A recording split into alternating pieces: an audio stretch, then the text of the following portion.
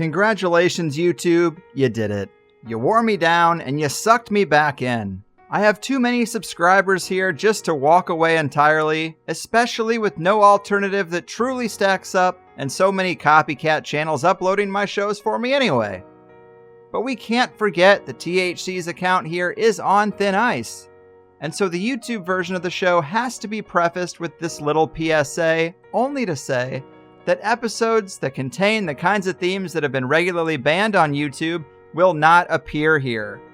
And even with that precaution, there's already enough in the archive to get us removed, so remember that the higher side chats could be banned or put in timeout again at any time. And I won't be able to tell you guys about it.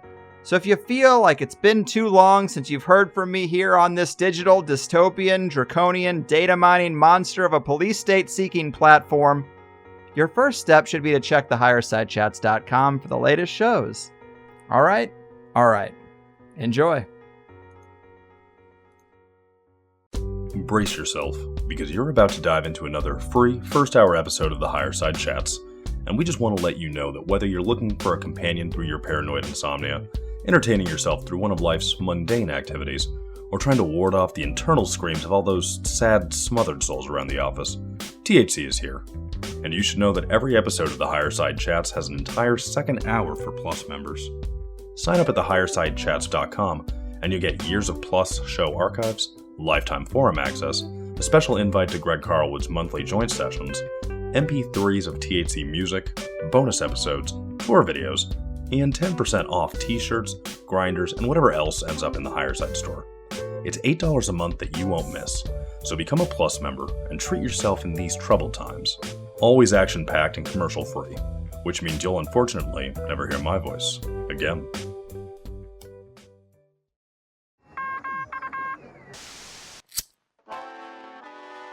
In the 1930s, President Franklin Delano Roosevelt addressed the nation through a series of radio broadcasts known as the Fireside Chats. His aim was to reassure the common man that our society would recover from its troubled times. Well, we're far from 1930, and I deal with a different kind of fire. For a new era of worldly frustration, we offer a fresh conversation. I'm Greg Carlwood, and these are the Higher Side Chats. It's a beautiful day in the neighborhood, people. From sunny San Diego, I'm Greg Carlwood, and it seems like since the start of this wild ride, humanity has been interacting with something else of a higher intelligence just beyond the physical dimension. Call them spirits, fairies, gods, or aliens, but it's clear that something out there knows a lot more about reality's structure than we do. Are we on some human energy farm? Is there an ancient predator hunting us from the shadows of our liminal spaces? Might there be a group of beings trying to use crop circles and psychedelic encounters to nudge humanity into understanding that it's all consciousness, man? There are many thoughts and theories as to what this all is, but in our modern slice of the human story, the narrative shifts to recovered bodies, crashed ships, an invisible college of scientists, and the privileged few who study what's been found or left just beyond the prying eyes of the general public. Well, today's powerhouse guest, Grant Cameron, is one of the most knowledgeable researchers dedicated to the UFO space, disclosure discourse, the true nature of the phenomenon, and the key to understanding it, consciousness. Grant became involved in ufology in May 1975 with personal sightings of an object which locally became known as Charlie Red Star. The sightings occurred about 25 miles north of the Canada-US border, with hundreds of people seeing objects at the same time during a prolonged flap of sightings. In past years, Grant turned his research to the involvement and actions of the presidents of the United States in the UFO problem. He's made 20-plus trips to the National Archives and most of the various presidential archives looking for presidential UFO material. Eventually, he stopped trying to break the government and deep private cone of silence and felt that the ones who really know the phenomenon best are the experiencers, which led him to focus on that curious interplay between this high strangeness and consciousness. He's written several great books along the way, had his own radio show called The Cameron Files, and produces a lot of content on his YouTube channel. Links and info about him can all be found on his website, beyondpresidentialufo.com, and it is a real pleasure to have him here. The legendary deep diver, UFO question dissector, and bright mind for our troubled times, Grant Cameron, my man. Welcome to the Higher Side. Well, thanks, Greg. Your intro summed it all up. There's nothing more to say. I like it. And thanks for taking the time. I am a big fan of the work you do, and I'm always impressed with your recall when it comes to the vast material you've studied and spoken about. I think so many people who look into the UFO alien question start with that nuts and bolts stuff, and if they stick with it long enough, they realize it's weirder than that, and consciousness needs to be better understood to truly unlock the UFO mystery. And of course, your road is a long one, but maybe you can elaborate for the unfamiliar on how your understanding and research path has evolved from where it started to where you are now decades later. Okay, so it all starts for me back when I'm, I guess, a late teenager. I'm interested in the work of Edgar Cayce. I studied it, went to the institute that they have there in Virginia Beach. Was at university, was kind of lost at university, trying to figure out how in heaven's name are you going to make any money out of this nonsense, calculus and stuff. I couldn't figure out why I was there. And then in 1975, that's when things changed for me. I've had 4 major events in my life, and the one was 1975. So you described in the intro, there was a flap of sightings that occurred at a town called Carmen, Manitoba. And actually, we were just back there a couple days ago. And that's the first time I've been back I've been back once in 40 years, but we went back there. There's a documentary film crew out trying to do a documentary on it. So I live in Winnipeg, Manitoba, Canada, which is a fairly big city. And we used to drive around the city and do nothing, just drive around. And the stories of this sighting stuff started to happen in Carmen, Manitoba, and started in about February of 1975. And I said to my friend, why don't we go out and see what they're looking at? And he said, yeah, okay, we'll go. And we never went. And then in May of 1975, what happened is the local TV station, the CKY TV station here, was a number of stations out there trying to film this thing. And they managed to catch this thing on the ground. And the cameraman, the object was 8 miles down the road. As he's looking down the road, this thing is on the ground and it's glowing up and it glows back down, glows up. And the night before, they had almost got it on film, and he decided, I've got to get something on film. So the next time this thing glows up again, I'm going to shoot. And almost like whatever the intelligence, the UFO is, it said, are you ready to shoot? Because as he pushed the trigger, this thing jumped up in the air. And there was people actually very close to it on the ground, and they thought it had disappeared. It actually jumped about 5,000 feet in the air in 3 frames of the film. And so this thing went viral. They did an 8-minute documentary on this thing. It created this flash frame, 1 frame of film where the entire horizon lit up. And it went flying across the sky, and it was flying in sort of a wave formation and stuff. And the TV station, NBC, picked it up.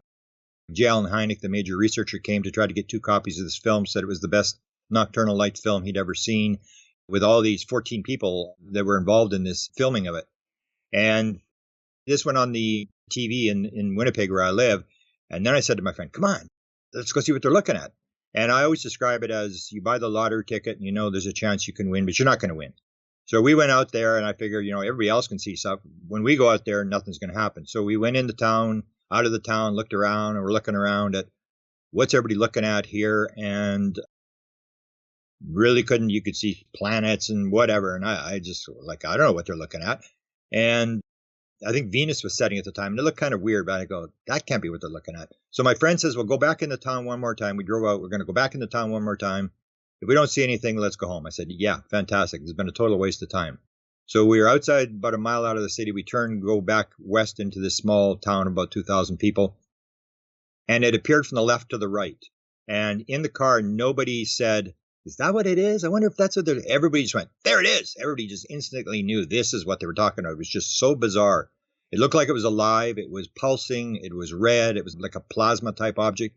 And it was sort of bobbing up and down. It was moving very, very slow, 30, 40 miles an hour. And it flew right in front of the car down. I don't know, maybe it's hard to tell at night, how big it is or how far it is. But it appeared maybe half a mile down the road, right in front of the car. And I remember getting out of the car as the car was still moving. And I was going in behind a set of school buses that were parked outside the town. And I wanted to get to these school buses because I knew I was going to get in behind the school buses. I wouldn't be able to see it anymore. And I just watched it sort of pulse and fly off into nowhere. It just flew off into the northeast. And I was just floored. I grabbed all my friends. I said, man, you got to come see this thing. 2 nights later, we were out. There was 28 people. There was people from all over the place out there trying to see this thing. And that experience, all my friends went home about 12:30. I said, no, stay. You got to see this. This will change your life. This is unbelievable. I was just like, I fell off the edge of the earth when I saw this thing. And at 12:30, my friend said, nah, we're going home. we're going back to Winnipeg. We're hungry. We're going for pizza. And off they went. And there was about 8 people left when this thing appeared the second time. And this time it was a completely different object. It was flashing in the sky. Some kids that saw it called it the bouncing ping pong ball. It was bouncing around in the sky. And as it got closer to us, the flashes got closer together. And then it reappeared as this object I'd seen the first night, this red glowing plasma object. It was coming directly at us the second night, very, very low to the ground. And I could see a sort of a green glow on the backside of this thing. And it made this sort of turn and headed off again into the northeast. And I remember standing there looking at it and saying, wow, that could be from another planet. I was just floored. I was actually looking at this thing and thinking, like, where is this thing from? And the car that was beside us, I remember the guy had this is when Nikon had the motor drives on the cameras that came out.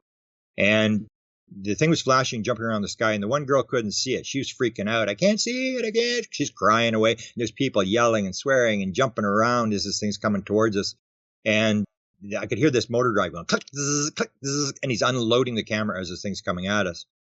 And then they jumped in the car, and off they went. The gravel was flying, and they started to chase it because you could actually catch up on this thing. It was going so slow.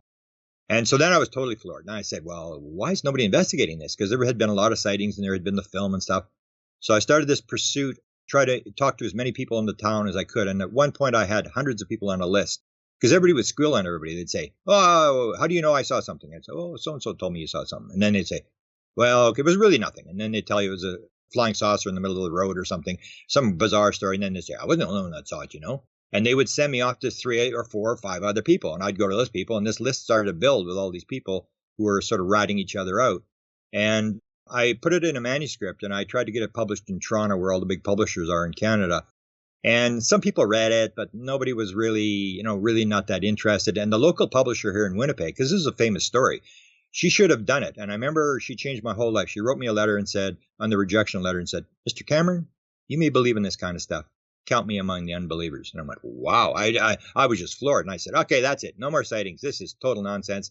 It's just a total waste of time. And in the book, I described it. These are the kind of stories you tell your grandchildren when you're old and gray, but it really doesn't change anybody's mind. You have to actually see it. So I gave up on the sighting stuff. And I said, I remembered that thing flying off the second night. And I said, I'm a young guy. I really don't know that much. I'm, in the middle of a country, which is not, in a town that's not that significant. And I said, I don't know what's going on, but there's got to be somebody who knows what this is. So I start this pursuit. And I first go to the Canadian government because there's a synchronistic event happens. My father was a pilot for the Canadian government. And there was somebody, a radar tech in his office, who had seen a UFO in the Carmen area. And my father said, oh, this Ernie Epp guy wants to talk to you. So I go and talk to the guy. And he tells me a story. And it's just a light in the sky, really nothing significant. And then he says, if you really want to know what's going on with UFOs, you should study what the Canadian government was doing in the early 1950s. And I went, what? What do you mean? He said, I used to work for the program. And I said, you did? And there was only about 6 people in this program. And this one guy happened to be in my father's office, this synchronicity. So I chased off to Ottawa. And the guy who had run the program was Wilbert Brockhouse Smith. And he had famously written a top secret memo. And I didn't discover this till after I started the investigation.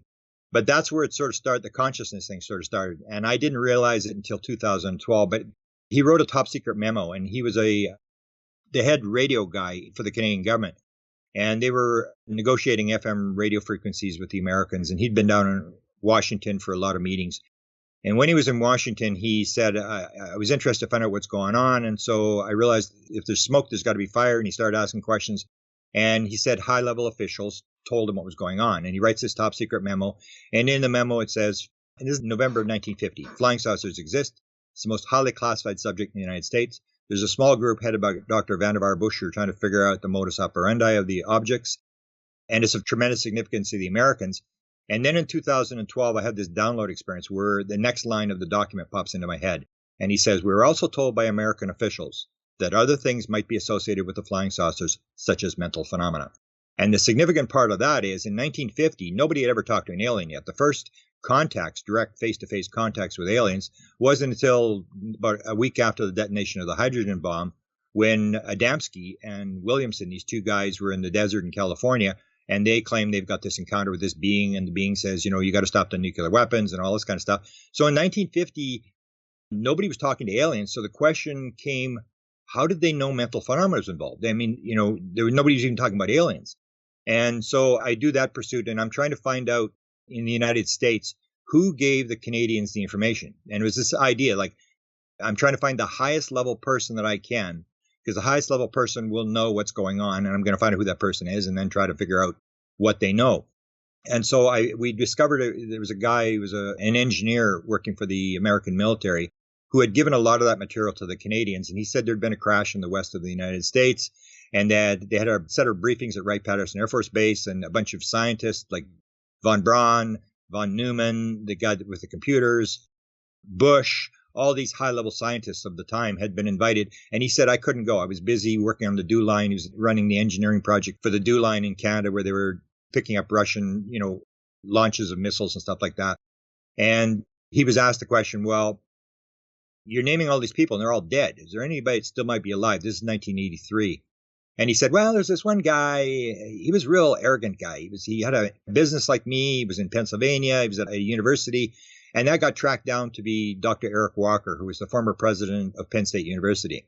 And he had 14 honorary doctorate degrees, co-developer of the homing torpedo, chairman of the board of the Institute for Defense Analysis, the top military think tank in the United States.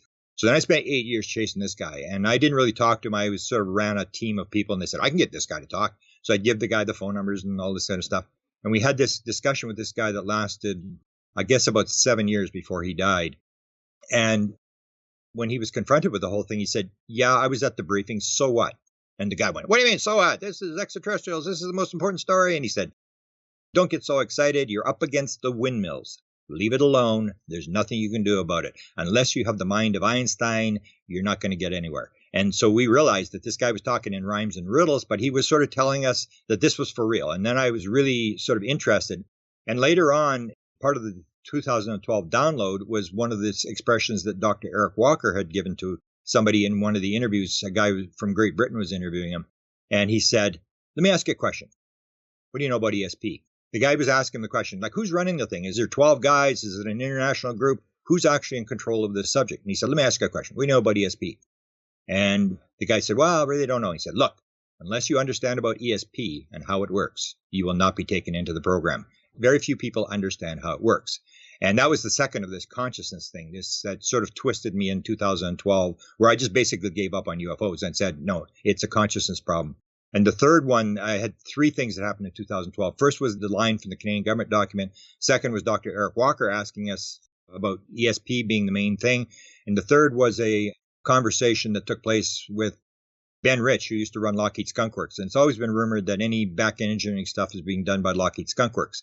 So Ben Rich ran the program, and he made a comment in one lecture at UCLA where he said, we've now discovered the technology to take ET home. We've discovered the mistake in the equation. And one engineer in the room was big into UFOs, confronted him as he was leaving the building and said, you're talking about this. I need to know. I'm interested in propulsion. How does this thing get here? How does it work? And he turned around. He said exactly what Walker had said 2 years before. He said, let me ask you a question. What do you know about ESP?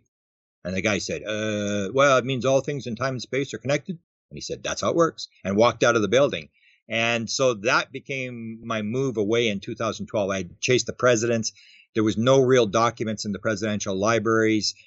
It was clear that even in 1948, Eisenhower had gotten briefings on UFOs, but they're all done orally. So there was really no paper trail to follow. And you assumed that the president must know what's going on, but it appeared that they didn't have the full answer. And so in 2012, I'm watching Colin Andrews, who invented the crop circle phenomena in Great Britain, and, came up with the term crop circles. He's giving a lecture at a big conference in Phoenix, which was the World UFO Congress. And it's one of these congresses where it goes from 8 o'clock in the morning to 11 o'clock at night. You don't go to all the lectures. You just sort of pick and choose which lectures and when you're going to eat lunch and stuff. So Colin Andrews was giving this lecture, and I wasn't interested in crop circles. I had no sort of knack for what was going on, but I realized he was a major researcher, and I'll pay him the respect. I'll go watch his lecture, see what he's got to say. And he was talking about consciousness in crop circles. And his contention was that 20% of these crop circles were being made by the intelligence behind the phenomena, and the other 80% were also being done. They were getting the hoaxers and putting ideas in their head to put this stuff down. He had all these examples of people who had hoaxed crop circles and would talk about sitting in their living room and suddenly getting an idea to put this crop circle, and they'd go into the field and make a crop circle, the exact crop circle that a bunch of women were in the same field meditating that exact pattern. So when he was giving this lecture, suddenly I wrote a book just recently called Contact Modalities, where I look at 70 different modalities. How do you get into the non-local field? And you can use hypnosis and meditation and psychedelics. And there's all these ways to get out of the conscious ego mind and bypass that and get in the field. And the method I've used all these years is sort of daydreaming. So I'm in the lecture. I really don't want to be there. I'm thinking about, well, I should go across the river to the library. Maybe I'll go for lunch. And I didn't want to be there. And I sort of zoned out. And that's when it happened. It happened instantaneously. And I described this to people, this thing with people who get these download experiences. And I wrote a whole book on, where major inventions and Nobel Prizes come from. And a lot of them come through this sort of a download or a noetic experience. So I'm sitting there and it came instantaneously. It was like a bang. It was in my head. And it was like, oh, that's how it works. And I describe people who haven't had the download experience. The hardest thing to explain to people is the fact that when it happens, you're being shown reality. It's not like, oh, this is a good idea. It's like, oh, this is for real. This is more real than the real world. You don't have to check this. You don't have to do anything. This is how it works. So I had this absolute certainty that this is how it works. And that changed my whole career. Then I started to move towards this whole idea of the consciousness being part of this whole thing. And in 2013, I was actually giving my first consciousness lecture in Phoenix. And at the end of the lecture, the woman who runs the big Phoenix UFO group said to me, "Are you still going to talk to Pam?" And I said, "Yeah, I guess so." I thought, well, I must have agreed to talk to this woman or whatever. So that's good. She's coming to my house on Monday. She wants to talk to you. So I don't know what this is about. And so this Pam, she's in her 70s, comes to the house with her partner. And she says, "What did Stacy tell you about me?" I said, "I don't know. I'm just supposed to talk to you." She says, "Oh, that's good." She sits down. She starts this whole thing.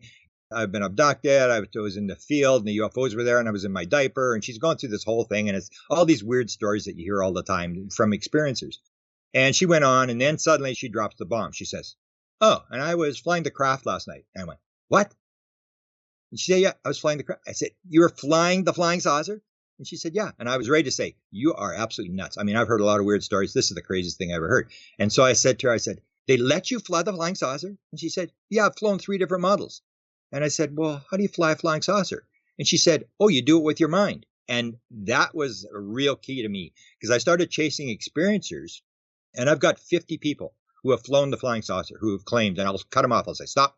I want to interview you. I want you to start from the beginning, go to the end. Tell me." I've got U.S. Air Force retired colonel out of Los Angeles, San Francisco. I've got a 747 United Airlines pilot, all these people. And nobody says anything different. They say, "Oh, it was just a dream." I said, "Everybody thinks it's a dream. Tell me your dream." And they'll tell this story about they go into the craft and there's somebody behind them. They don't know whether it's humans or whether it's aliens. And they're standing in the craft and they'll get a voice and say, "Okay, go ahead and do it." And like the retired U.S. Air Force colonel said, I said, "I don't know what to do." And they said, "You know what to do, just do it." And he went and there was a panel there and he put his hands on this panel and he said suddenly he was flying the craft. And whatever he thought is what the craft did. And he described this, he took one hand off the panel and he was waiting for this thing to stall and then nothing happened. Then he took his other hand, but he left it about a couple inches off the panel and he was still flying the craft. So the 50 people, everybody has said exactly the same thing. It's like they're reading off a script. You go in there, they tell you to do this. You either put your hand on a panel or you put it on something on a wall, sort of a plaque on the wall, or you put it on a ball and you become one with the craft. The craft is alive and you become one and whatever you think is what the craft does. And you can get bizarre stories where the one guy says, they asked him, "Where would you like to go?" And he'd say, "Oh, I'd like to see the Milky Way from a distance." And he said within 1 second, sort of the window opens up, the sort of the craft turns transparent on one side. And 1 second, he said, "I'm outside the Milky Way looking back at the Milky Way." So that's when I really started to realize that this was where I had to go. And then in 2017, I had another download experience. Again, I'm walking. So I do a lot of walking. I walk at least 10 miles a day and I listen to podcasts and stuff. So I'm walking downtown. It's a 6-mile walk and I'm about 2 miles into it and all of a sudden it comes. And for anybody who's had these download experiences, pick up the pen, start writing. This is it. This is real material. And so it's very cold out. I take my glove off. I got this piece of paper and I'm writing and this stuff is coming into my head. 1, 2, 3, this stuff is coming in. And what it is it this or is it that? So in your introduction, you talked about this consciousness thing. So it says to me, is the world made out of little nuts and bolts? If it is, well, then that's one world. And consciousness will emerge from nuts and bolts. But if the world's made out of consciousness, then it's a whole different world. Then matter comes out of consciousness. is the world random? If it's random, then that's one world. But if it's a pattern, then that's a completely different world. Is there one life? If there's one life, that's one world with certain rules. But if there's multiple lives, then, and it was like, you think it's this, it's actually this. It's actually the opposite. And I had about 16 or 17 things came into my head. And then the feeling went away. I put the pen away, put the paper away, started walking again, and it started again. And I ended up with 24 different things. And it was these sort of like, what is reality? So that has been my chase, say in the last 10 years, is to look at everything in terms of, how does this fit into reality? How does reality actually works? And it's the idea that whether you go to Sunday school or whether you go to science Sunday school, we've got a lot of garbage in our head that we just believe because someone told us. And we've built sort of a worldview. And I'm very much into the right brain, left brain thing, that the left brain will build this worldview. And once it builds that worldview, it will not change. And until you have one of these experiences where you have an experience. So it's the thing, whether it's knowledge or whether it's belief. And most people think it's knowledge and it's actually belief. And only through the experience do you actually get the knowledge like you do through one of these download experiences. So that's sort of how it happened. And so I've gotten into a lot with contact modalities. I wrote, because I had the modality of this download type thing. So I looked at 70 different modalities. So you get all these different things and everybody sort of builds a religion out of theirs. Somebody will say, oh, hypnosis is the way to go. And they spend all their time on hypnosis and this is the way to go. Some people will do psychedelics. And I looked at all the modalities and I basically came to the conclusion, it's all that same thing. Consciousness is primary.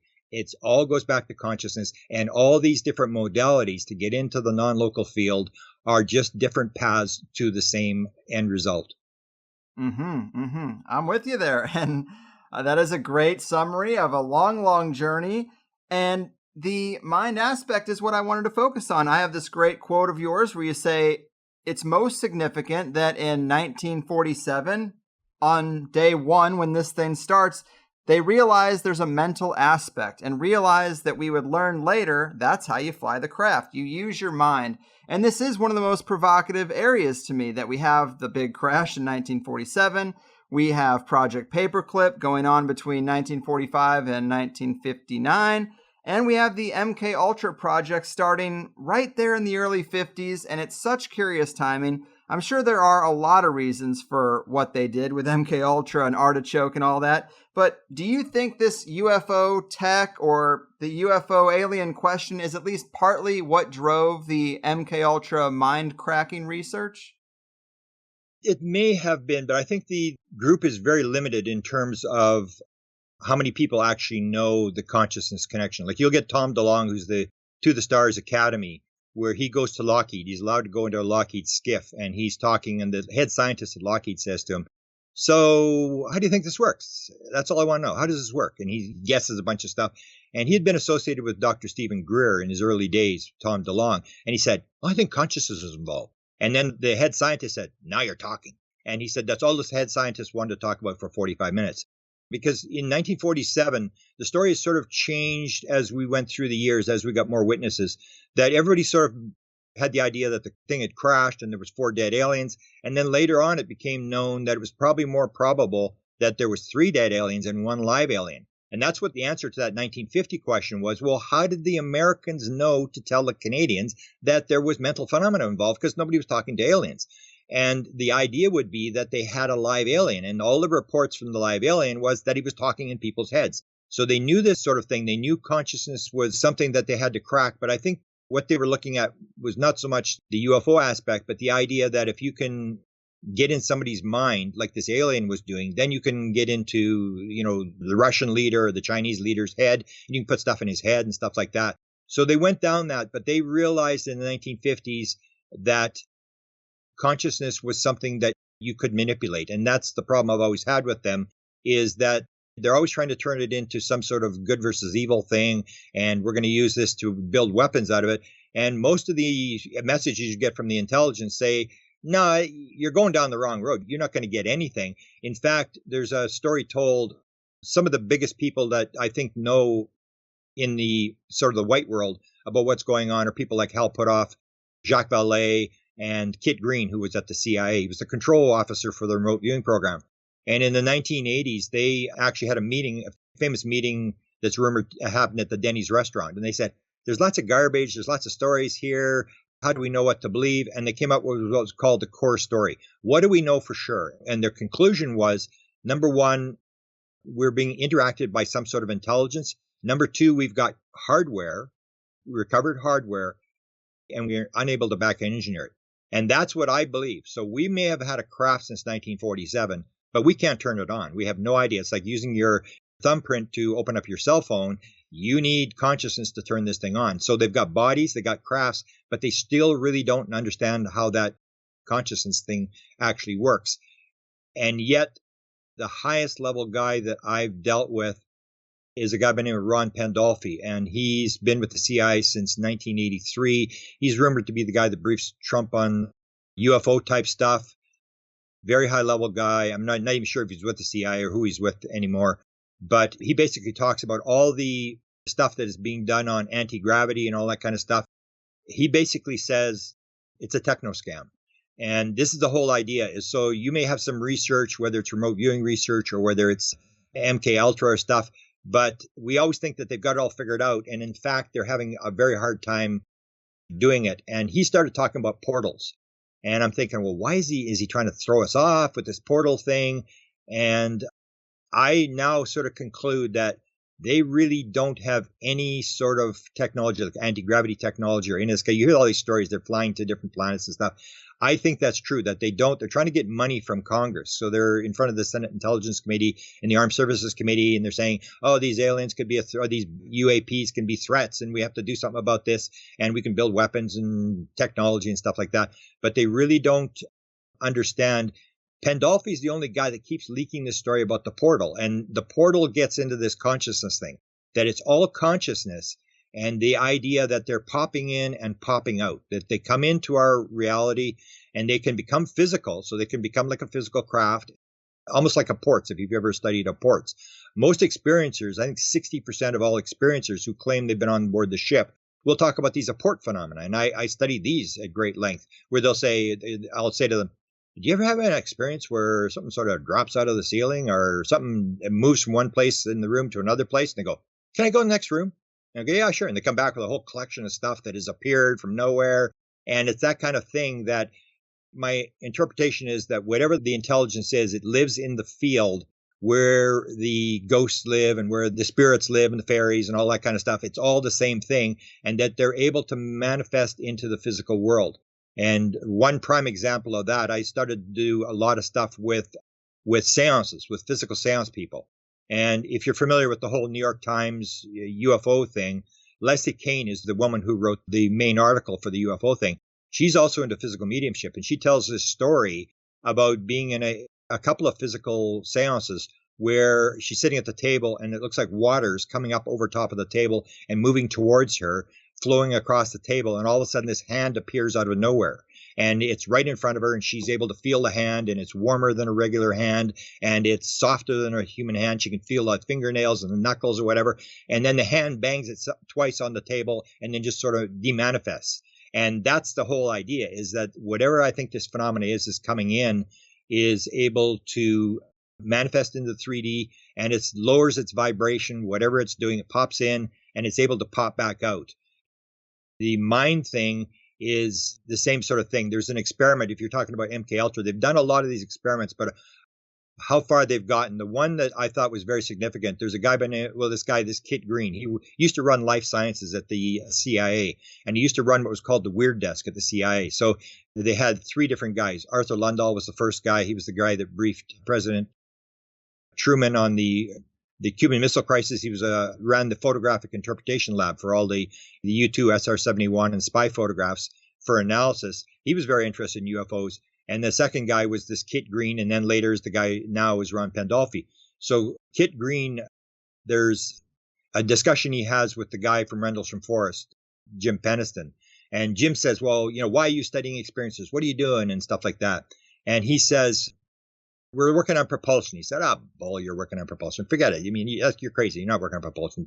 And he said, well, maybe I used the wrong word. He said, and we're trying to figure out how does the phenomena pop in to our reality and pop out just as quickly. So they have that sort of idea, and yet I don't think they fully understand it, because everything I've heard, like you hear about the famous Area 51, Dr. Eric Davis, who's actually an experiencer himself, he's an astrophysicist, probably knows more about the black world of what they have and what they don't have.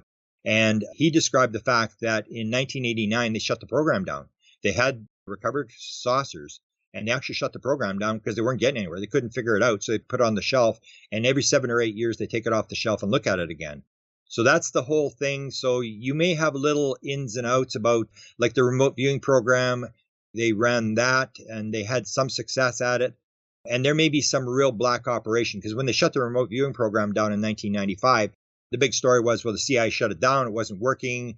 And that was because the story was leaking. There was somebody was about to do a book. So they shut the program down and said it wasn't working, and that cut it off.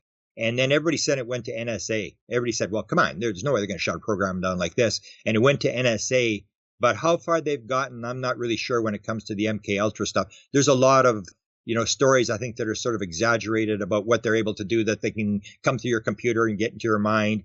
I've been at it for 45 years. I've never experienced anything like that. Or they have this thing where people are threatened and killed. And I go, I've been in this for 45 years. I've never been. And I went after the president. I went after these high-level CIA people and wrote about them in books and stuff.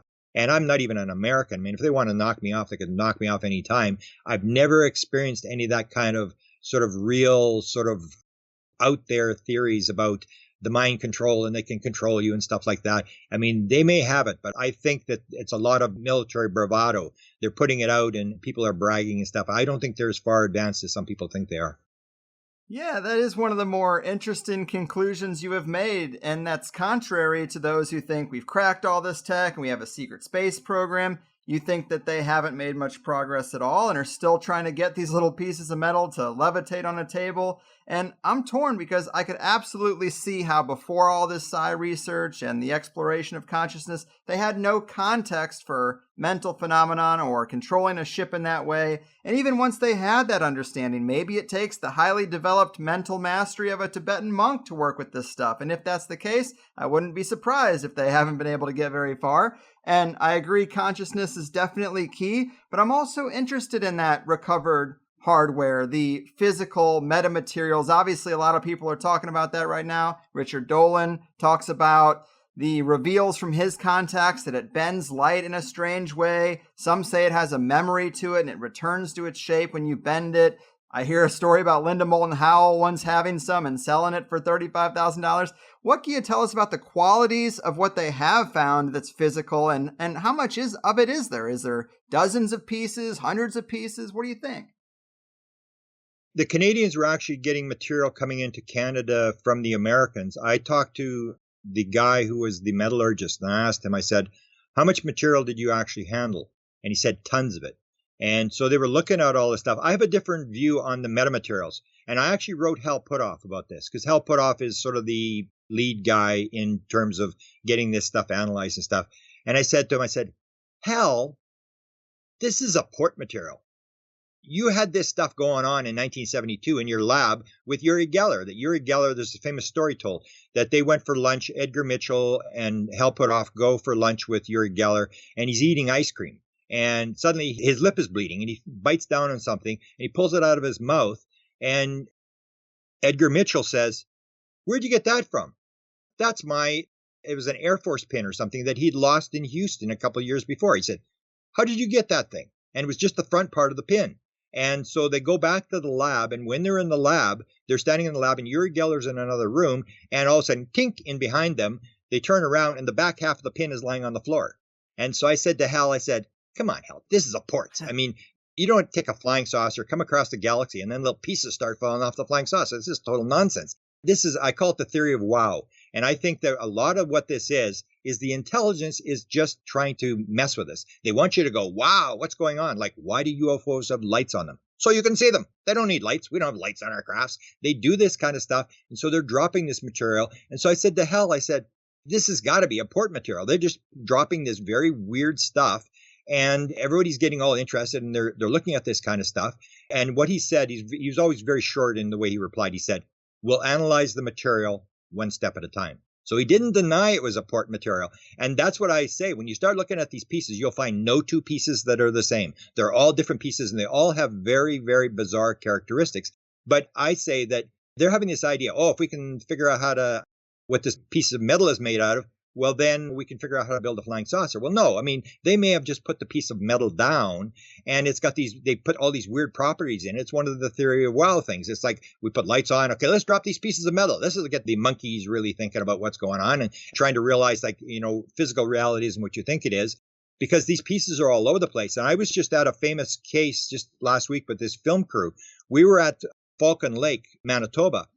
There's a famous case in 1967 where Stephen Michalak, he's a prospector, is out in the middle of this forest and he's trying to find silver. And he's sitting there and this thing lands. There's two crafts. They hover there and then the one lands and he's like, what's going on here? So he walks over and the door opens up and he hears these guys talking in some strange language. And he tries to talk all these different languages and it doesn't reply. And then it takes off and he gets burned. So it's this very famous case. So we go in on horseback a couple days ago. They're filming this whole thing. But the thing was, there was metal. Most people don't know. There was metal found at this site as well. And it was silver, 95% pure silver and 5% pure copper. But it had these very bizarre characteristics to it. It wasn't ordinary silver. And the thing is, how did this stuff get in the rock? I mean, did it drop this stuff? And then you take a look at the piece that Linda Howe sold, this piece with the bismuth magnesium stuff, where it's all layered and it creates this waveguide. So they're looking at this stuff, and then Tom DeLonge talks about, you get the electrons going across, and we can levitate this piece of stuff off the table. And that is absolute confirmation. They don't get anything. If they are still trying to levitate a little tiny piece of metal off the table, they've got nothing. And that's what you start to see, is they're thinking that this is going to be the solution. And I say, no, I think this is going to be weird stuff that they're just trying to drop to get us, because there's pieces all over the place. We were at the University of Arizona in Tucson, and we found a piece in the file, James McDonald's files, from 1939. And again, it was a very bizarre, came out of the sky. This guy saw that it looked like a meteorite coming out of the sky, and it embedded itself in his garden. And it was red hot. They all described the same thing. When these UFOs drop this metal, it's molten when it drops, and it's very hot. And when it cools down, the people grab this metal, and they think they got a piece of a flying saucer, and we're going to build a flying saucer now. And he pulled it out of his garden. And it looks like a spike with sort of a round end on it, like bubbles, almost like it was sort of bubbling or still molten or whatever. And he grabs this thing and he keeps it. And in the 1960s, he gives it to his daughter who lives in Tucson, Arizona. This is when NASA is going to the moon, and they have a lab in Tucson. So she takes it to the lab and they have it analyzed. And it's the same bizarre thing. It's 95% pure nickel, nothing out of the sky at that time, and like planes that has that type of metal. And then they cut off a piece off the end of it to analyze it, and they discover that there's a copper core in the middle of this thing. So this is 1939 already. This is long before all this sort of stuff happens. You get piles and piles and piles of these pieces. None of them are the same. They're all different. They're all very weird. They have weird isotopes. I think it's the theory of wow. It's just to get us to think about it. It's like Apports. These things where they drop coins or strange things. And I think the mistake is to think, if we get this piece of metal, we're going to be able to build a flying saucer, because I'll guarantee you no two pieces are the same. Yes. And there's hundreds of pieces from all around the world. And we even get some cases where I did some articles and I said, this stuff is being excreted out of these UFOs. And one of the most famous UFO contactees is a guy by the name of Chris Bledsoe out of North Carolina, who Warner Brothers is going to do $80 million movie on this guy. So he's got some pretty bizarre stories. He said, no, you got it wrong. It doesn't. It drips off the UFO. And I said, what do you mean it drips? How do you know that? And he said, well, because this orb came, it was 11 feet off the ground, flew across my driveway, and this metal was dripping off the orb. And I scooped up all the metal, and we've even got photographs of this metal, and they take it and analyze it, and they go, what is this? Oh, cool. And it's almost like crop circles. Like, why would you not just give the message instead of doing crop circles? Because people are going to go in and go, oh my God, what is this? How did they put this thing down? Or I always tell Linda Howe with the cattle mutilations, like, why did they take the blood out of the cow? Why did they take out every single drop of blood out of the cow? Because if they didn't, nobody would pay any attention to it. It's got to be really weird. Why did they do the bizarre cut marks and stuff like that? And why did they get the cow? They fly off with the cow. They've got it, and they do the mutilation or whatever. And then they fly back into the war zone and drop the cow from 100 feet up into the farmer's front yard. Why would they do that? Because they know people like Linda Howe and all other researchers are going to go and take photographs, and they want the photographs taken. They want everybody to go, what the heck is going on? And then you suddenly realize that a lot of cattle mutilations, if not all of them, are downwind and downstream from contamination or nuclear test sites. And you start getting these patterns. But what they're doing is they're making it's almost like there was a book called The Trickster. And it's the trickster phenomena. It's the idea that, Or I say, people said to me, oh, it's not a circus. Don't make this into a circus. And I said, yeah, it is a circus. Like Jesus Christ. If Jesus hadn't healed people, walked on water, and risen from the dead, you wouldn't know who he was. You do the trick, you get people's attention, and then you deliver the message. Yes, man. I love all this stuff. And that idea of weird plasma balls floating through the sky, dripping strange metals is right up my alley. And I know you've mentioned the 70 modalities to get into that other state of consciousness. And I agree. We got to be very cross-disciplinary when it comes to looking at this stuff.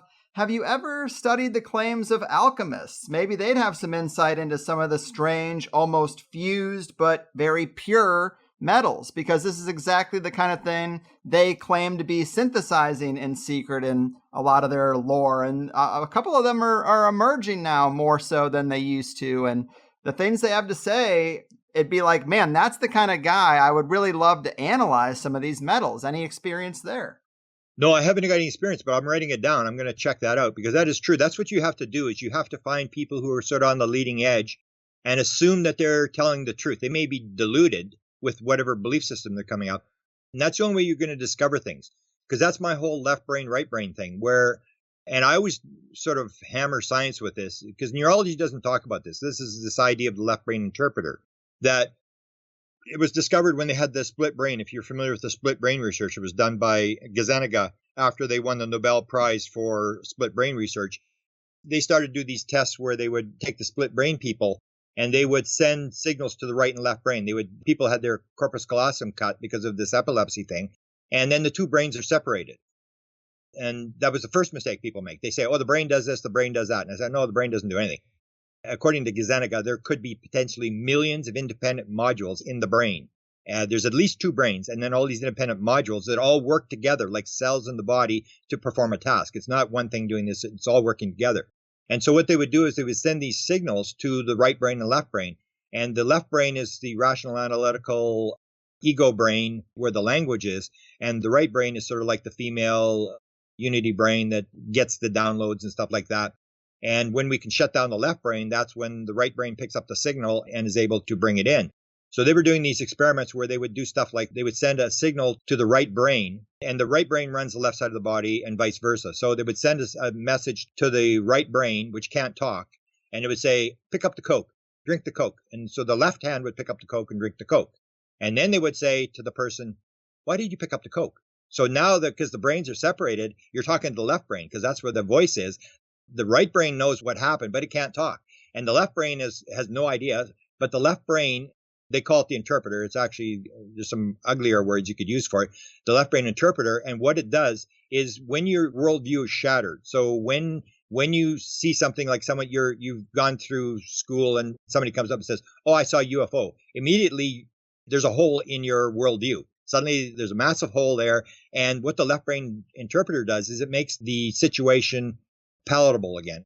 It'll fill the hole immediately and it'll say, oh, you just imagined it, you made it up. And this is what they found is that when they asked the guy, why did you pick up the Coke? The left brain interpreter would immediately make something up. And this is what people don't realize is that the left brain, the rational analytical brain, a lot of the stuff that comes out of there is made up. It's made up by this left brain interpreter. It's filling the holes in the worldview to keep it consistent.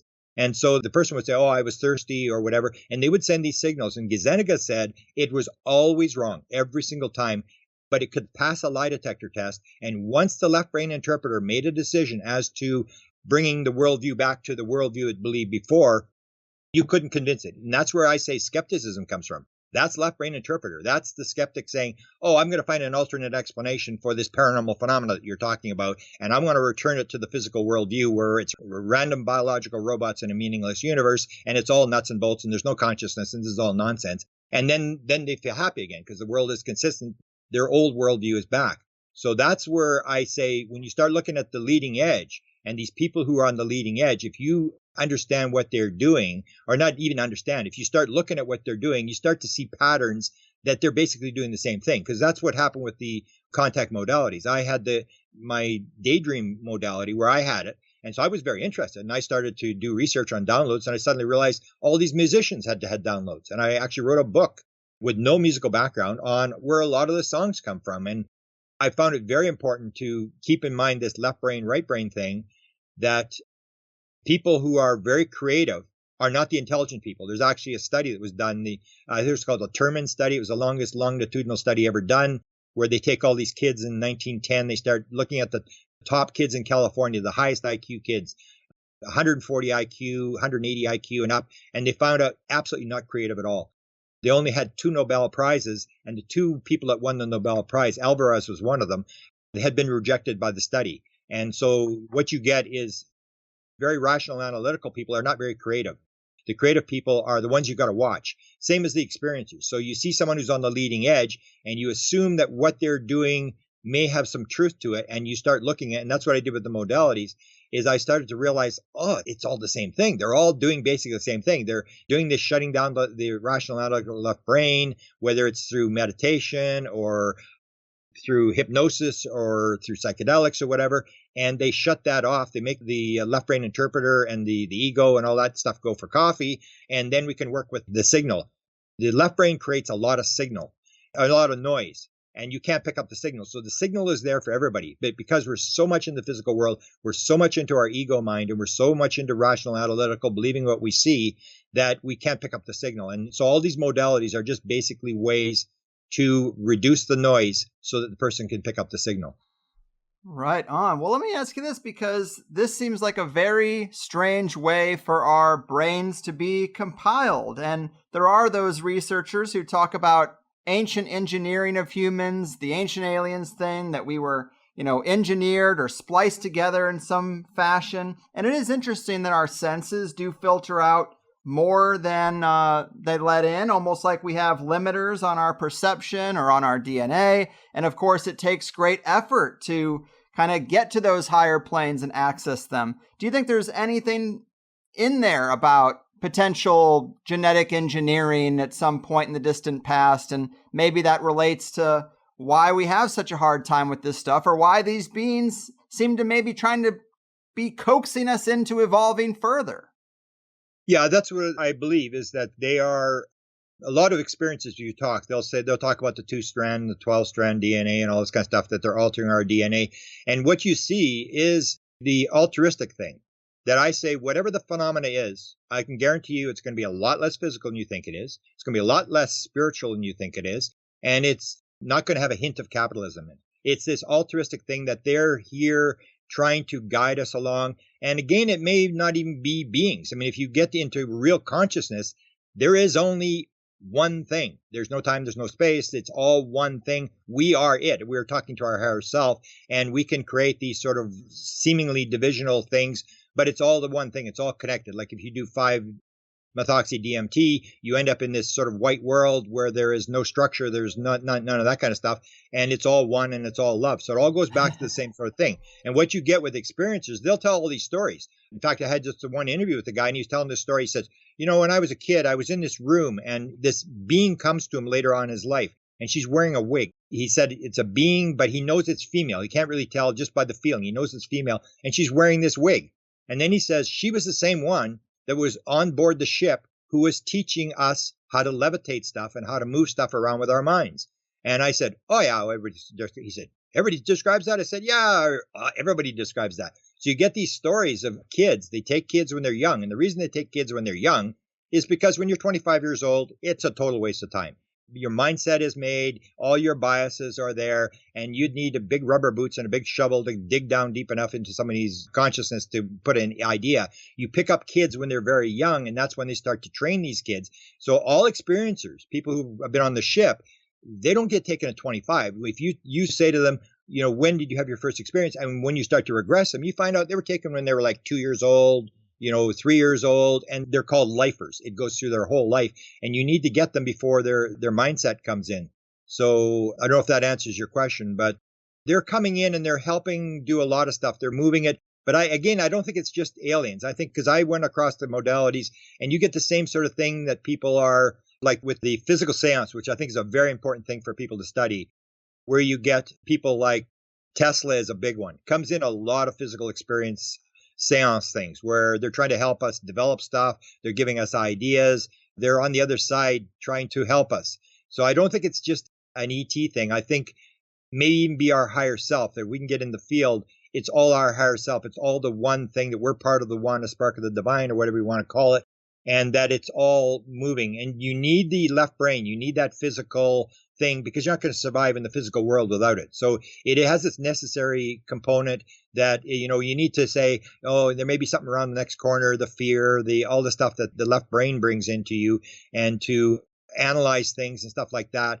But we're sort of at the point now where the analysis is sort of overrun Gaia, and it's become so left brain, the world, that we're sort of maybe on the verge of actually destroying ourselves, and that we've got to balance it out with the female right brain, which looks more at the one, that whatever you do to the planet, you do to everybody else. We didn't believe that. Even in ecology, it doesn't even go back 100 years. The idea of ecology that we can, before it was the biblical thing, was, take things and use them.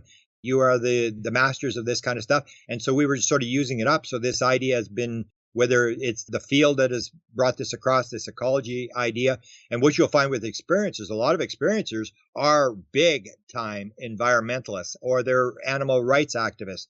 It's almost, I don't know what the percentage would be, very, very high. Number of experiencers who are vegetarians is very high. A number of experiencers who had near-death experiences, 37%. That's almost 8 times the national average. Or experiencers who will describe exactly what's described in near-death experiences. There's a very close correlation between near-death experiences and the UFO phenomena. That UFO people will describe being in the field, and 40% of all UFO experiencers will say at one point during their experience, they knew the answer to everything in the universe. And people who have had the near-death experience will say the same thing. Or people who are experiencers, 50% of them will say they were healed by the phenomena. Either they or somebody in their family was healed, and 50% of them can heal people. They claim that now they can heal people.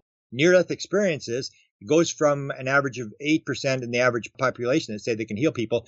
People who've had near-death experiences, it's 70% of people who've had near-death experiences claim they can heal other people. So you see these correlations, and that's why I think it's all basically the same thing. It's just almost like Bashar, if you're familiar with the famous alien channeler. He says it's all just permission slips. Whatever you think works for you, go for it. And it's the beliefs thing, when you believe that you can get into it and you can shut off the left brain, then you can do it. But I believe everybody's basically doing the same thing. It's just a different, especially if you go to the fact that everything is consciousness, then it's all goes back to this consciousness thing, and you get in touch with it, and all the answers are in the field.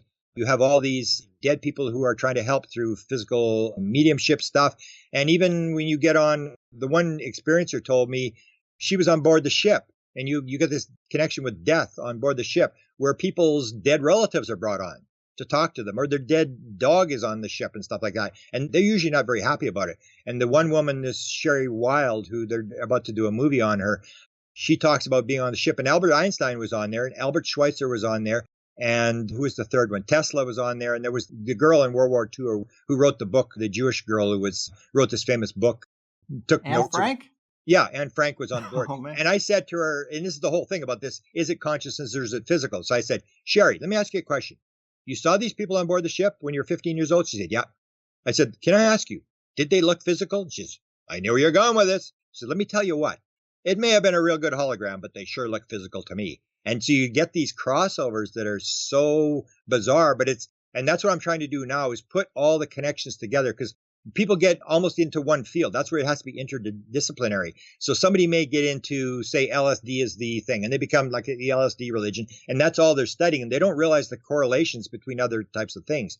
And so I try to stay as wide as I can in looking at all the paranormal phenomena and trying to find the sort of the similarities. And that's what I find. They're all very similar. They just are sort of like different names to them, and people sort of turn them into religions. And I think you've got to stay really wide with this stuff. And then the answers are pretty clear that we are getting help from the other side, whether it's spirits or dead people. And you'll get this people describing, where they're about to go in a car accident and suddenly they hear their dead father or brother or husband or wife give them a warning and stuff like that. And that's the thing, is it's a bizarre world, but it is teaching us what reality is about. And that's my bottom line. I'm really not interested in being able to do this kind of stuff. I'm not interested in seeing UFOs or, even physical mediumship. I said to Kai Muga, who was one of the top physical medium in Germany, I said, well, I'll come down and attend your seance and to watch. And he said, no, you're not coming to watch. You're coming to be part of it. And this is the thing. I'm not really interested. I'm more interested. To me, it's always been like a chess game. That I was very good as a kid playing chess when I was very young. I was actually in elementary. I was playing in the high school. And to me, it's like a chess game. It's like ultimate reality. How does this fit in? Put the pieces together and basically trust that people are telling the truth, which I think is basically the bottom line, that people are describing what they are experiencing. And they may have it all messed up in terms of their belief systems, but you start seeing these real correlations. And I think they do describe to you what ultimate reality is and how it works. That's a great summary. And I do love that data, the survey data of the experiencers and what we can glean from that. And it is important to stay wide in looking at this thing and not drawing a ton of conclusions. And I also agree with you that at the highest level, yes, it is all consciousness. I've had experiences that crack that open. But if you're being eaten by a tiger or tortured in a basement or having your semen extracted on a spaceship, it's going to feel very separate. And I don't know how useful that it's all one higher understanding is in those moments. And beings should be able to be as negative as people in the game we're playing on this level, right? They could have nefarious intentions. I know ultimately it's all consciousness, but on this level of the game we play where we pretend that it isn't or we're not aware of it, what do you think the intentions of some of these beings are? Well, that's where I differ from everybody. I say there's no good and evil. It's all one thing. It's all neutral. We put the stuff. So I'll give you two examples. So one is the abduction experience. So people say, these, we're victims. It's just terrible. They're taking us on board the ship. You take the free survey, which looks at 3,000 experiences, and you see that only 9% believe that the aliens that they encountered were actually evil. And Ray Hernandez, who's running this study, went back to them and said, so why do you think they're evil? And he said, because they scared the daylights out of me. It was an 8-foot reptilian standing in my bedroom. And they said, that's it. That's it.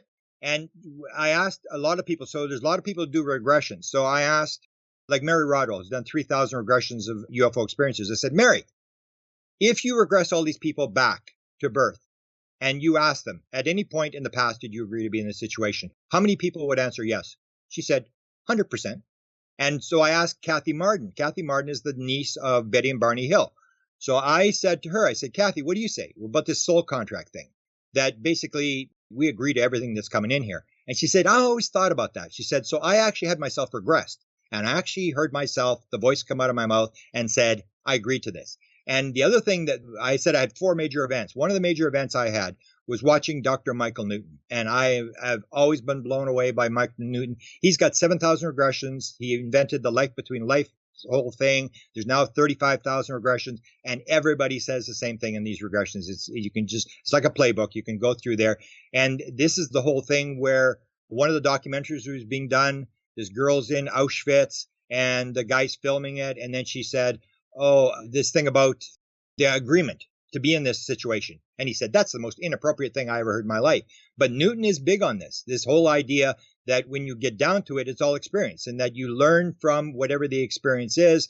And it's this idea that everything is experience. And we like to play the victim. We like to say, we're the good guys and there's bad aliens and there's bad Russians and there's bad Chinese. And all we're doing is changing the noun usually. It's like it used to be the Japanese were the bad guys. And we dropped 2 atomic bombs. So we can say, people will say to me, the aliens, like they're abducting people, they're evil. And I say, let me tell you what, when they drop the first atomic bomb and melt 100,000 people into the sidewalk, or if they firebomb Japan, kill and cremate 80,000 people in 2 nights alive, give me the the petition for the evil alien. I'll sign it. Until then, we have met the enemy and he is us. We are the enemy. We are the ones that manifest. And I say that all that is evil in the world, and I maintain, I've never seen any exception, all that is evil in the world is the mistaken belief in separation. When I believe that you are different from me and I am better than you and you are my problem, then I have the right to steal your stuff. And I have a right to kill you, and I have a right to get you as the enemy. And all we're doing is changing now. So it used to be the Japanese, and then it was the North Vietnamese, and they were the bad guys, and the only good gook was a dead gook. And we were dropping bombs, and we were going to drop atomic bombs and wipe them out and stuff like that. And now suddenly they started making Nike runners, and now they're good. They're our friends. And it's like, what happened to the evil? Did it evaporate? And so I say it's this mistaken belief in separation that causes all evil. And it's if you believe that everything is one, then doing anything to anybody that is bad is like taking a hammer and smashing your thumb. It doesn't make any sense. But people don't believe theoretically they say, oh yeah, we're all one, but yeah, there's still separation and there's evil guys and we need to kill these guys. Mm-hmm. Well, I think that's a reasonable response and a good example to illustrate it. And so we started this talking about what these people have found, the metamaterials, but also the bodies. And then later we talked about how they're not physical because people are seeing things as cat people or mantids or greys. Well, what about those bodies? I mean, didn't Kit Green famously say that he couldn't get briefed into the alien autopsy program? There's some kind of bodies out there, aren't there? Okay, so the bodies, yeah, there are bodies. That's the whole idea. That's the same thing as apports. They come out of the spirit world and they drop these apports into our world. So I would say the bodies are like apports. For example, if you're into the fear thing, when you're talking to somebody with abduction, you're going to say, did they scare you? Did they probe you? Did it hurt? Were you really scared? When I get somebody on board and they're talking, I say, let me ask you a question. Did the alien have any clothes on? And they go, no. And I say, let me ask you, did it have any sex organs? And they go, no, thinking about it, no, they didn't have any sex organs. And I said, don't you think that's kind of strange? And they go, yeah, it's kind of strange. And I say, do they have a belly button? No, it doesn't have a belly button. Do they have nipples? No. And then the big one I always say is, did the alien ever get any older? And I have Betty Andreasen, who's one of the most famous, 1946, her and her husband both had their first experience in 1946. So I asked them, you were 1946, you're a little 6-year-old girl or whatever. Now you're like 80 years old.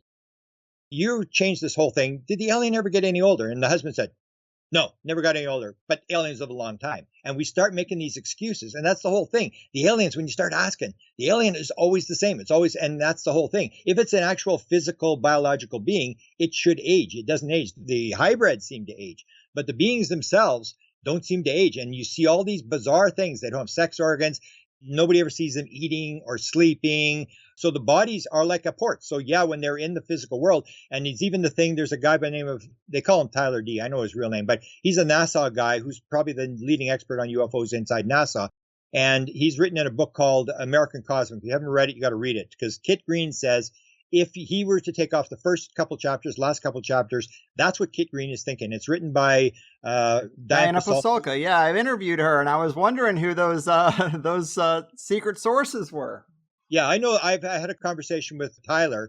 And so you remember the story. It was actually my friend who took Tyler to that site in New Mexico and showed him this medal, and he became obsessed with it. So he takes Diane Pasulka, and he took Gary Nolan was the other guy he took to the site. He blindfolds him when he goes to the site. Now, when they start talking, if you look in the book, they call it the gifting field. And that changes the whole perspective. Is this an actual crash where we shot it down with radar, or these aliens came across the galaxy and then they got hit by lightning? And, we got all these bizarre things that we sort of impose our own worldview on what's happening.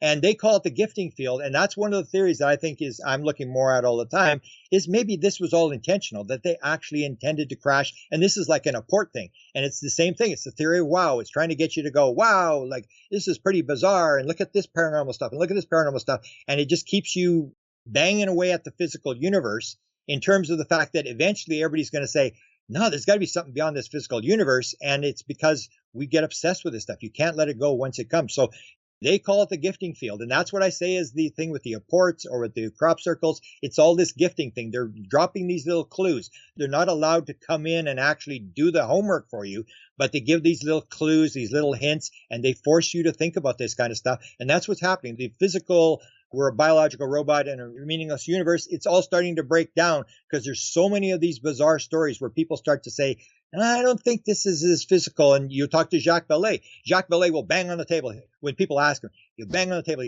This is not solid. We believe it's a solid world. We used to believe the world was flat. That all came from the rational analytical mind that believed it was flat, because you can put a level anywhere on the world and it's flat, and you can measure it and you can tell when the sun's going to come up, and the sun is going around the earth, because you can predict when it's going to rise, when it's going to set. And we make all these assumptions. And what this is doing is breaking down all these belief systems to say, no, it's not the world you think it is. And the more that people get, especially with psychedelics, I think is going to be the one that's going to absolutely turn the world around, because there's piles of people getting into psychedelics, and they're starting to realize there's these non-local states and you can get in them. And when you get in there, people will say, this is more real than the real world, which means this is the illusion. No matter what you might want to think, And you get into even the idea of the 5-methoxy-DMT, where you seem to go back to consciousness. You're in a light field. There is no form. There are no beings. There are no psychedelic patterns. There is just this love and this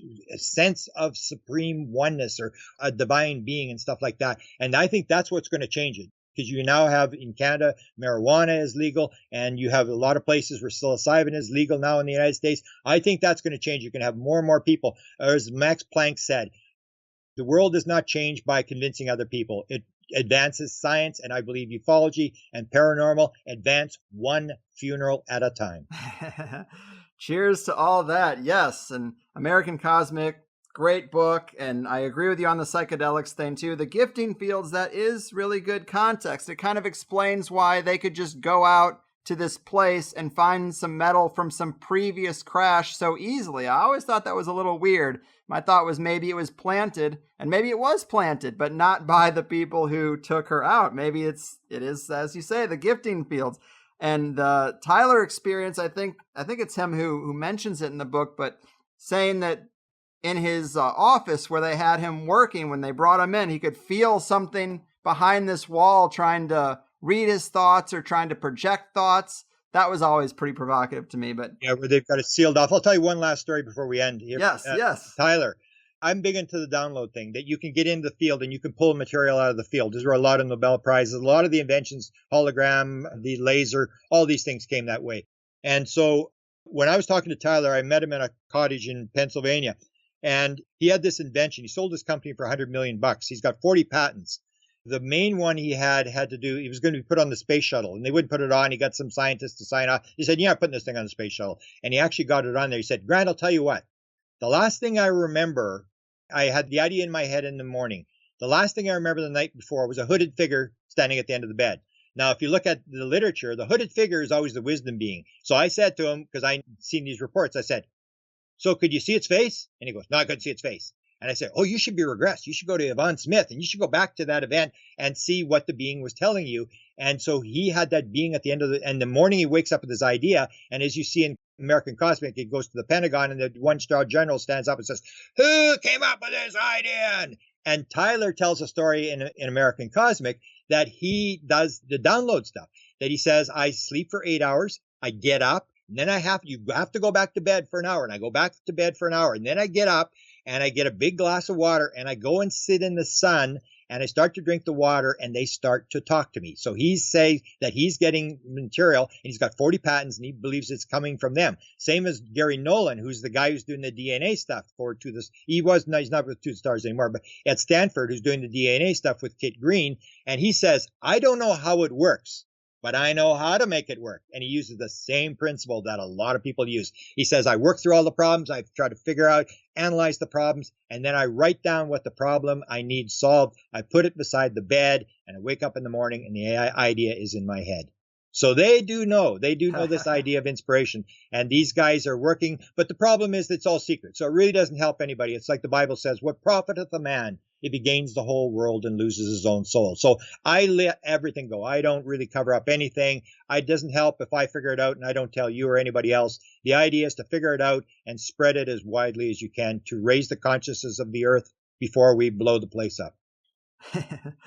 Right on. Cheers to that. Man, you are one of the greats, and I appreciate that last story. It has been a real treat to talk to you today. I'm sure people are going to love it. Remind them where to get your books, your website, your YouTube, and anything else you're going to be coming out with next, wherever the research is going. My main two places you can get me, I have White House UFO, my YouTube channel. I've got about 500 interviews and type stuff I've done there. And Presidential UFO is my Facebook site where I publish sort of the stuff happens from day to day, the bizarre stories and downloads and stuff like that. So those would be the two, Presidential UFO Facebook and the White House UFO YouTube channel. Right on. Well, you are the man. You know a lot about a lot, and I appreciate your time. Take care out there. Beautiful. Thank you, Greg. How about that, all you cool cats and kittens? I consider that a great way to round out the offerings for September. Grant is the best. Probably my favorite figure in the ufology field that I hadn't interviewed yet over the years, so I'm very glad we could add him to the archive.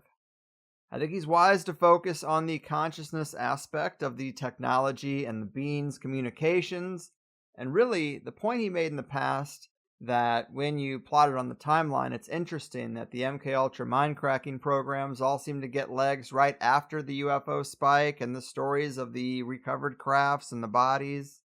Yes, the end of World War II and Project Paperclip are also in that mix, so that adds a big question mark in there if you think the Germans had unlocked that technology at that time. Or maybe it was given to them, who knows, but I do love Grant's work, and he has such impressive recall for many threads of ufology history and all the players involved. We talked about this more in the second hour, but I would say, though, that when you conclude that it's all consciousness and separation is an illusion, it's something I do agree is true, but once you've come to grips with that as the big picture, we kind of have to return to speaking about the world from our vantage point in order to really talk about it. If we're just here for a range of experiences, then sure, with infinite options, we might choose to manifest for a very painful life that's going to feel very, very real in some instances. But if we all just float back up to the big spirit soup, why not? We've heard this before, that the big material world is just a sandbox of sorts. But if we want to talk about the things going on in that sandbox, we got to at least think of it as real so we can better assess the actions of these beings or our leaders or really anything that is interacting with us, and where it all falls on the moral spectrum, quote unquote, which might be as illusionary as matter itself, but it is still a way in which we measure things from this human material plane vantage point. Everything in this dimension is made to feel real, which makes it hard to assess that moral spectrum as a foundation for reality or not, but it seems to be a type of rule that affects our future incarnations. So in that sense, it has consequences even if it is all just a game. This is what they say, but I also want morality and karma in our actions to matter, because otherwise we excuse a lot of very sick and twisted behavior as just an experience. And I absolutely understand every story needs a villain, and that's just another role to play. Conflict and difficulty and suffering are parts of the game, and the sour makes the sweet that much sweeter. But the heroes, the protagonists, they're not called to action if they aren't outraged by the actions of that villain. Cameron Poe doesn't just watch Cyrus the Virus and Diamond Dog take the plane and sit back and say, well, it's all just experience. What's the harm? So I do think Grant is right. I've seen the light, but it's just hard to talk about things from that perspective. And I want to know what these guys are up to.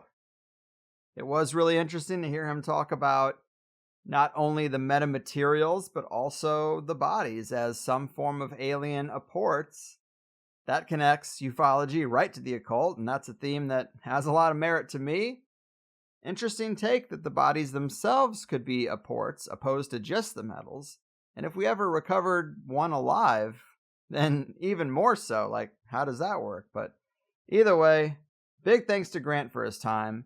If you heard it and you liked it, let him know. Also, check out his website and his YouTube channel, where most of the action is these days. In terms of today's show, the first hour was pretty jam-packed, and so was the second. We talked more and more about that consciousness thing, and I pushed back a little bit more than usual, but it still went well. I thought the points he made were very insightful. We also got into, what do these beings want? Are they really all living in oneness, quote-unquote? And what about the Invisible College? Seems like there's some stuff to know about portals that they've been researching. We talked about Mission Rama, Mount Shasta, and Zendras. We talked about MyLabs, abductions, and military budgets. And, of course, occult experience, spirits, and polarity, let's say. The portal stuff was fascinating, and I think I got some leads on other people to possibly interview after some of those names he mentioned. If you're only hearing the first hour of THC, I know I make it sound very complete, but there's always a whole second hour to these interviews, and I would love for you to hear it. So help me help you and get a Plus membership. You can do it right on my website at thehighersidechats.com, or you could do it through Patreon. It's $8 a month, 5 full 2-hour shows, and a monthly joint session episode. that's just me talking about the forum posts and the questions posed by the inner circle of members.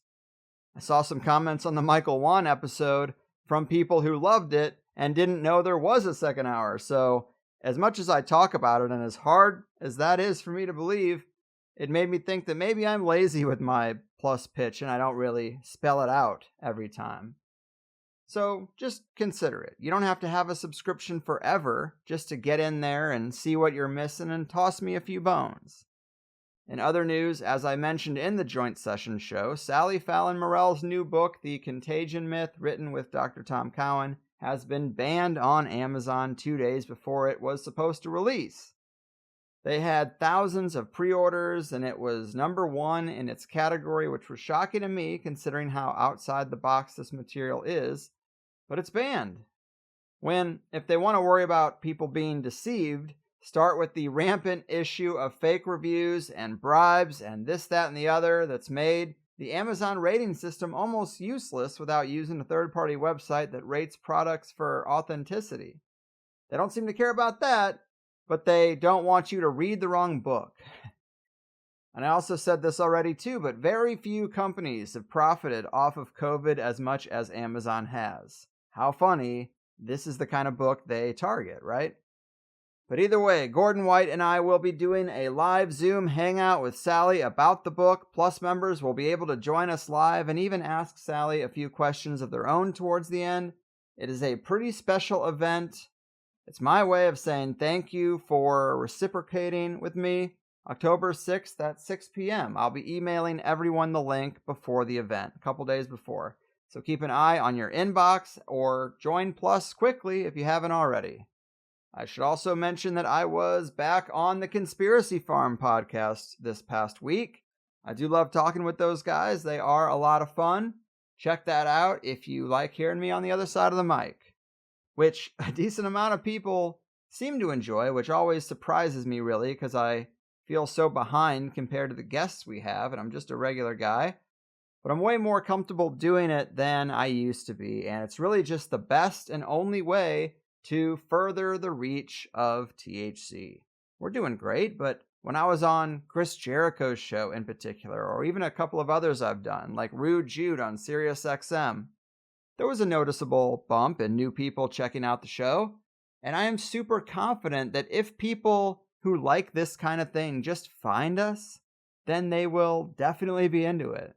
So I need to do more of that. I need to make the rounds as much as I can. If you listen to other shows that you want me to get on, then let them know. That is how Jericho even happened. He asked who he should be getting on to talk weird paranormal stuff, and enough people said me that he shot me an email. And that was a hell of a life experience, so put the word out if you'd want to help me, because I want to close out the end of this year with a bang. I want to do these guest spots when our recent shows are as solid as ever, and I think that's right now. Anyway, very happy with today's episode and the episodes of September. Michael Wan, Phoenix Aurelius, Whitney Webb, Sylvie Ivanova. We were not messing around. But I guess we'll call this meeting of the Midnight Society closed. Very psyched for the upcoming interviews I'm working on, but that is for another day. Much love, take care of you and yours, and big thanks to Grant Cameron. It was a serious pleasure. I've done my part. Your move, alien apporters, disclosure deceivers, and inner circle of the invisible college. You're fucking. Woke up this morning with light in my eyes, and then realized it was dark outside. It was light coming down from the sky. I don't know who or why. Must be those strangers that come every night, whose saucer-shaped light put people uptight. Leave blue-green footprints that glow in the dark. I hope they get home alright. Hey,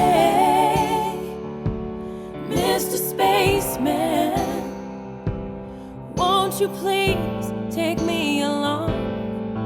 I won't do anything wrong. Hey, Mr. Spaceman, won't you please take me along the high side? Woke up this morning, I was feeling quite weird. I had flies in my beer, my toothpaste was smeared. I opened my window, they'd written my name. Said, so long, we'll see you again. Hey, Mr. Spaceman, won't you please take me along? I won't do anything wrong. Hey, Mr. Spaceman, won't you please take me along the high side? Hey, Mr. Spaceman, won't you please take me along? I won't do anything wrong. Hey, Mr. Spaceman, won't you please take me along the high side? Won't you please take me along the high side?